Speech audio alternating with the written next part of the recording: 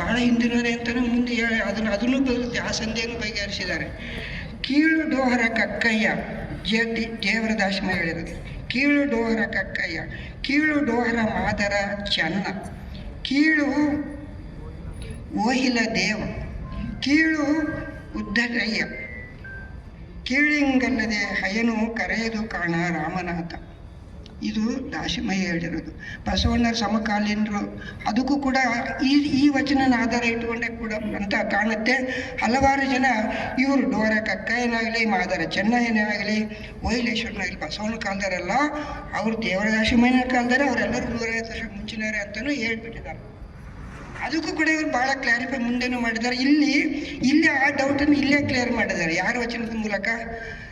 ಅವರ ಪುಣ್ಯಸ್ತ್ರೀ ದುಗ್ಗಳೆಮ್ಮನವರ ವಚನದ ಮೂಲಕ. ಅದು ನೋಡಿ ಹೇಳ್ತಾರೆ, ಭಕ್ತನಾದಡೆ ಬಸವಣ್ಣನಂತಿರಬೇಕು. ಅಲ್ಲ, 150 ವರ್ಷ ಮುಂಚೆ ಇದ್ದರೆ ಈ ದುಗ್ಗಳೆಮ್ಮ ಪುಣ್ಯಸ್ತ್ರೀ ಆದಂಥ ಇವರ ನಮ್ಮ ದೇವರ ದಾಶಮನ ಪುಣ್ಯಸ್ತ್ರೀ ಆದಂಥವ್ರಿಗೆ ಬಸವಣ್ಣನ ಬಗ್ಗೆ ಹೆಂಗೆ ಗೊತ್ತಿತ್ತ? 150 ವರ್ಷ ಮುಂಚೆನೇ ಗೊತ್ತಿತ್ತು ಅವ್ರಿಗೆ. ಭಕ್ತನಾದಡೆ ಬಸವಣ್ಣನಂತಿರಬೇಕು, ಜಂಗಮವಾದಡೆ ಪ್ರಭುದೇವರಂತಿರಬೇಕು, ಯೋಗಿಯಾದಡೆ ಸಿದ್ದರಾಮಯ್ಯನಂತಿರಬೇಕು, ಭೋಗಿಯಾದಡೆ ಚೆನ್ನ ಬಸವಣ್ಣನಂತಿರಬೇಕು.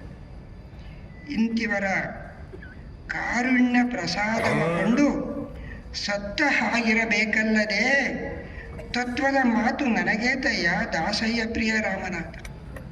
ಎಂಥ ಅದ್ಭುತವಾದ ವಚನ! ಇದಕ್ಕಿಂತ ದೊಡ್ಡ ಪುರಾವೆ ಬೇಕೆ ಅವ್ರು ಸಮಕಾಲೀನರು ಬಸವಣ್ಣರ ಅನ್ನಕ್ಕೆ ಅಂತ ಪ್ರಶ್ನೆ ಕೇಳಿ ಮುಕ್ತಾಯ ಮಾಡಿದ್ರು ಈ ಡೌಟನ್ನು. ಎಂತಹ ಶೈಲಿ! ಅದನ್ನು ಪುಸ್ತಕ ಓದಿ ಆ ಆನಂದ ಅನುಭವಿಸ್ಬೇಕು, ಆ ಧನ್ಯತೆಯ ಭಾವವನ್ನು ಅನುಭವಿಸ್ಬೇಕು ಎಲ್ಲರೂ ಕೂಡ. ಅದನ್ನು ಹಿಂಗೆ ಮುಂದುವರಿಯುತ್ತೆ ಅವರು. ಇದಕ್ಕಿಂತ ಇದು ಯಾರಿಗೂ ಹೊಳೆದಿರಲಿಲ್ಲ ಇಂತಹ ಸತ್ಯ. ಈ ವಚನದ ಮೂಲಕನೇ ಇದು ಒಂದು ಜ್ವಲಂತ ಉದಾಹರಣೆ. ಅದು ಹೇಗೆ ಇತಿಹಾಸವನ್ನು ನಿಜವಾದ ಇತಿಹಾಸವನ್ನು ಕಂಡ್ಕೋಬೇಕು, ಆ ಸತ್ಯವನ್ನು ಕಂಡ್ಕೋಬೇಕು ಅನ್ನೋದಾದರೆ ಈ ಪುಸ್ತಕವನ್ನು ಎಲ್ಲರೂ ಓದಲೇಬೇಕಾದಂಥ ಕೃತಿ. ಹಾಗೆಯೇ ಮುಂದೆ ಹೇಳ್ತಾರೆ, ಆದ್ಯರು,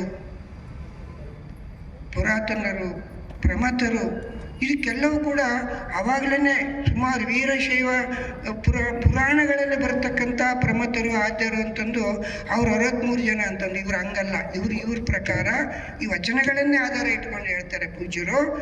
720 ಗಣಗಳೇನಿದಾರಲ್ಲ ಬಸವಣ್ಣ ನೇತ್ರದಲ್ಲಿ, ಇವರೆಲ್ಲರೂ ಆದ್ಯರು, ಇವರೆಲ್ಲ ಪುರಾತನರು, ಎಲ್ಲರೂ ಪ್ರಮಥರು. ಇದನ್ನ ಇನ್ನು ಮುಂದೆ ಶಾಶ್ವತವಾಗಿ ಪರಿಹಾರ ಮಾಡ್ತಾರೆ ಈ ಡೌಟ್ಗಳು. ಅಷ್ಟೊಂದು ಜನ ಇದ್ರ ಅಂತ ಡೌಟ್ ಮಾಡೋರು ಇವತ್ತಿಗೂ ಇದ್ದಾರೆ. ಅನುಭವ ಮಂಟಪ ಬರಲಿ, ಪೂರ್ತಿ ಮುಗಿಲಿ. 720 ಈ ಅಮರ ಗಣಗಳದ್ದು ಎಲ್ಲರೂ ಹೆಸರು, ಅವ್ರು ಒಂದೊಂದು ವಚನ, ಅವ್ರದ್ದೆಲ್ಲ ಬಹುಶಃ ಫೋಟೋನು ಬಂದಿದ್ರೆ ಇನ್ನೂ ಚೆನ್ನಾಗಿತ್ತು. ಅದು ಫೋಟೋಗಳು ಇರೋದಿಲ್ಲ ಈಗ.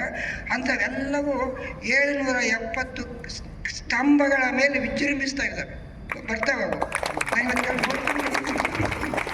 ನಮ್ಮ ಬಾಲ್ಕಿ ಪೂಜ್ಯರಿಗೆ, ಗೋರು ಚನ್ನಬಸಪ್ಪನವರಿಗೆ ಮತ್ತು ನಮ್ಮ ಇದಕ್ಕೆ ಕಾರಣರಾದಂಥವರನ್ನು ಎಷ್ಟು ಕೊಂಡಾಡಿದ್ರು, ನಾವೆಷ್ಟು ಕೃತಜ್ಞತರಾಗಿದ್ದರೂ ಸಾಲದು ಮುಂದಿನ ಜನಾಂಗದ. ಇದು ಈ ಅನುಭವ ಮಂಟಪ, ಆ ಅನುಭವ ಮಂಟಪ ಹಂಗಿತ್ತು ಅಂದಿನ ಕಾಲದಲ್ಲಿ 12ನೇ ಶತಮಾನದಲ್ಲಿ. ಅದರ ಭವ್ಯವಾದ ಒಂದು ಇತಿಹಾಸವನ್ನು ಇದು ಸಾರ್ತಾ ಹೋಗುತ್ತೆ ಮುಂದಿನ ದಿನಗಳಲ್ಲಿ. ಇನ್ನೂ ಒಂದು ಮಜಾ ಅಂತಂದರೆ, ಈ ಪುಸ್ತಕ ಓದ್ದೇ ಗೊತ್ತಾಗುತ್ತೆ ಎಲ್ಲರಿಗೂ. ಆ ಅನುಭವ ಮಂಟಪನ ಆಮೇಲೆ ಬರ್ತೀನಿ, ಇನ್ನು ಸ್ವಲ್ಪ ಇದರಲ್ಲಿ ಅಲ್ಲಿಗೆ ಬರ್ತೀನಿ. ಆ ಅನುಭವ ಮಂಟಪವನ್ನಕ್ಕೆ ಇಲ್ಲಿನ ನಾವಿನ್ನೂ ಮುಂದೆ ನೋಡಿದ್ದೀವಿ. ಆ ಅನುಭವ ಹಳೆ 12ನೇ ಶತಮಾನದ ಅನುಭವ ಮಂಟಪಕ್ಕೆ ನಮ್ಮ ಪೂಜ್ಯ ಬಸವಾನಂದ ಸ್ವಾಮಿಗಳು ನಮ್ಮೆಲ್ಲರೂ ಹೆಂಗೆ ಕರ್ಕೊಂಡು ಹೋಗಕ್ಕೆ ಪ್ರಯತ್ನ ಮಾಡಿದರೆ, ಸಕ್ಸೀಡ್ ಆಗಿದ್ದಾರೆ, ಅದರ ಬಗ್ಗೆ ಯಶಸ್ವಿ ಆಗಿದ್ದಾರೆ ಅನ್ನೋದ್ರ ಬಗ್ಗೆ ಮುಂದೆ ನಾನು ಹೇಳ್ತೀನಿ. ನಾನು ಭಾಳ ಟೈಮ್ ತಗೊಳ್ತೀನೇನೋ ಗೊತ್ತಿಲ್ಲ, ಯಾವಾಗ